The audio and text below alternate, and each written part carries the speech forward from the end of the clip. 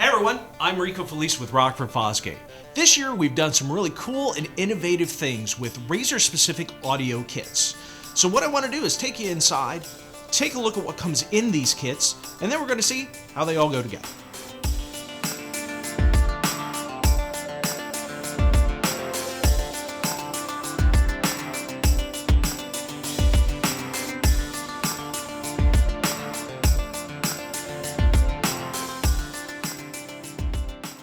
Hey everyone, I am here with Lee Teeple's RTTI, and we're going to do a walkthrough on the installation of our RZR-STAGE1 kit.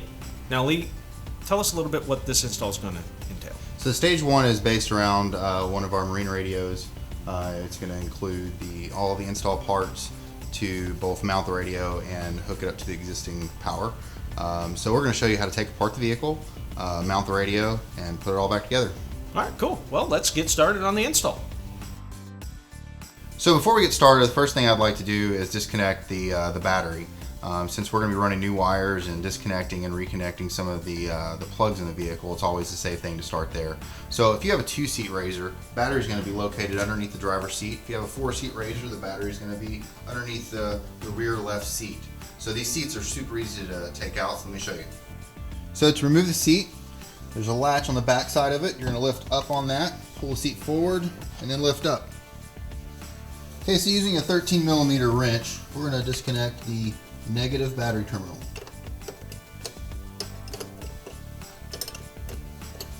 So the next step in the process is to actually start the disassembly of the dash. First step of that process is to remove the hood. Simply lift up, rotate the catches, and lift it off. So next we're going to take these 2 screws off here. This is going to hold this top dash piece on the vehicle.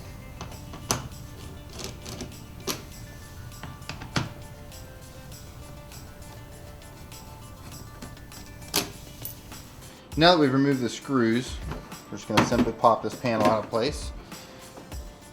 And then we're going to have access to these plugs on the back side that we're going to take off. On a couple of them you may need a small flathead screwdriver to help. So now that the gauge cluster is removed, the next thing to do is remove the storage pocket. To do this, we need to remove the retaining screw at the back of the pocket. And this is the same screw that uses a T40 as the other dash piece. And now that screw is removed, you can simply pull this pocket out of the hole. All right, now that we have the vehicle disassembled, we're ready to start assembling the dash kit with the PMX2 radio. So Lee, what's the first step in this process that we need to do? So we've designed our dash kit to basically replace this door. So we're going to take this door off and put our dash kit right back in its place. Okay. So a couple of steps we'll go through. We're going to pull these pins out.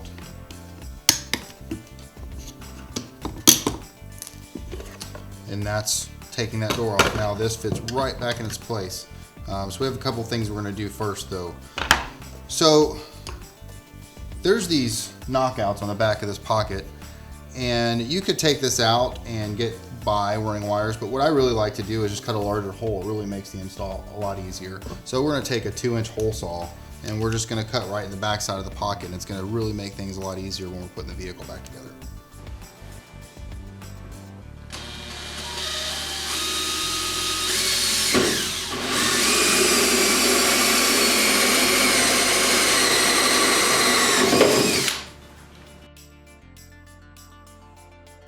All right, so Lee, now that we've got the hole in the pocket's modified, what's the next step we need to go? So we're going to mount the radio to the kit. We've included the 4 screws and the Allen wrench that holds them in there in the kit. Okay, so now we've got the head unit attached to the dash kit itself.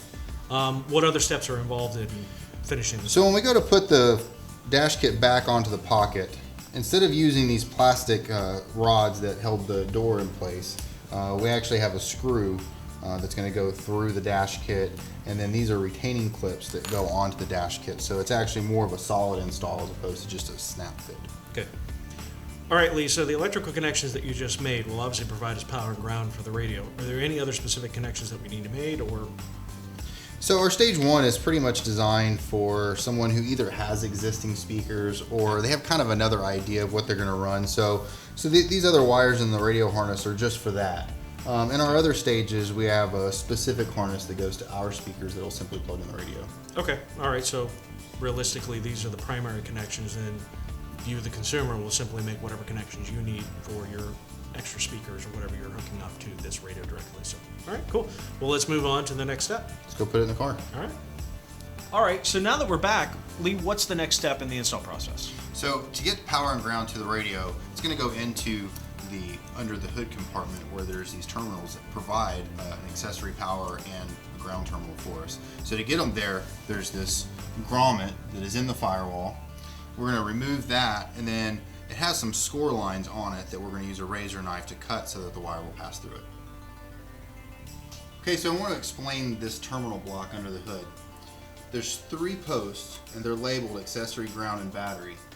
Now you have to be aware that these terminals aren't anything unless they have a wire going to them. So on this one, the accessory one does have an accessory wire going to it, so we can use that to power the radio.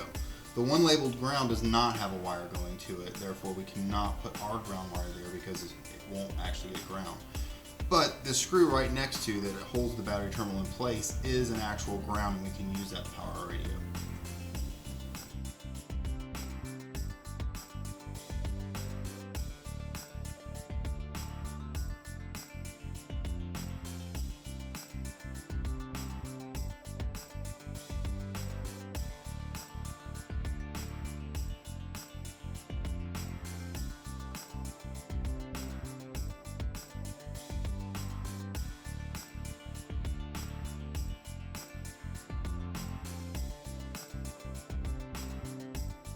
All right, so now that we made the electrical connections to the vehicle, we're ready to go ahead and finish the install by putting the pocket the radio in. So now we're going to put all the wires going to the radio through the hole that we made in the back of the pocket. Then we're going to plug those connections into the radio.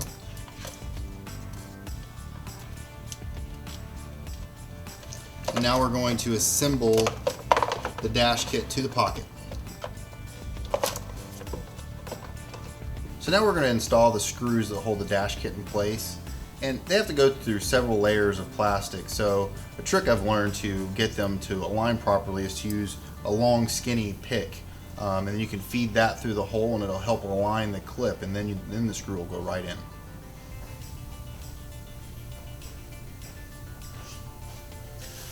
All right, so now that we've got the radio installed and connected, the next step is to reconnect the battery, power it up, and make sure everything's working right.